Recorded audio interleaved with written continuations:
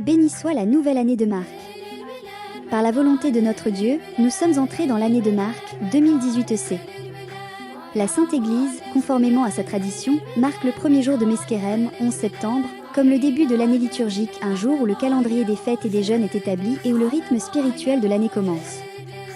Cette fête est également appelée Kiddush Yohann, Saint Jean, pour commémorer Saint Jean-Baptiste, dont le repos est rappelé le 2 Mesquerem.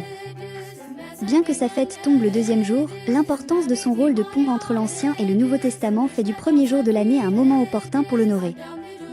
Saint Jean-Baptiste est reconnu comme le dernier prophète de l'Ancienne Alliance et le premier héros du Nouveau. Il prêcha la repentance et le baptême, préparant la voie au Christ.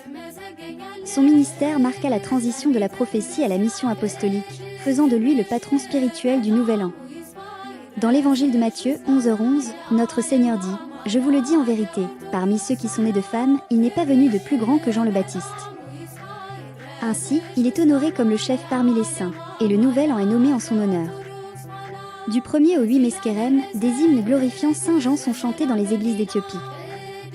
Historiquement, le calcul du temps avant la naissance du Christ servait à anticiper sa venue.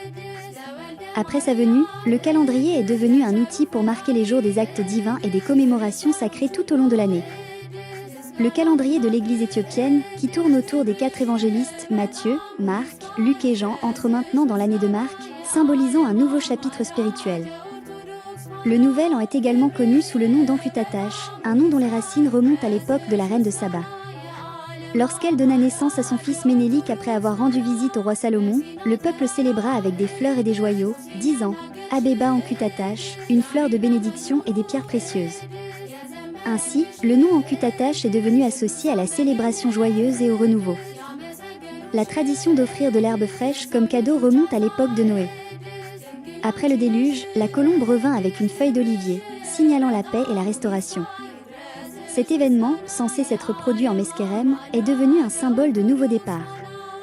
En son honneur, les jeunes filles portent des bottes d'herbe et des fleurs pour célébrer le jour. Le festival est appelé Ankutatash, signifiant « don de joyaux ». C'est une célébration à la fois nationale et religieuse, mêlant symbolisme biblique et héritage culturel. Que Dieu fasse de cette nouvelle année une année de paix, de santé et de renouveau spirituel. Amen.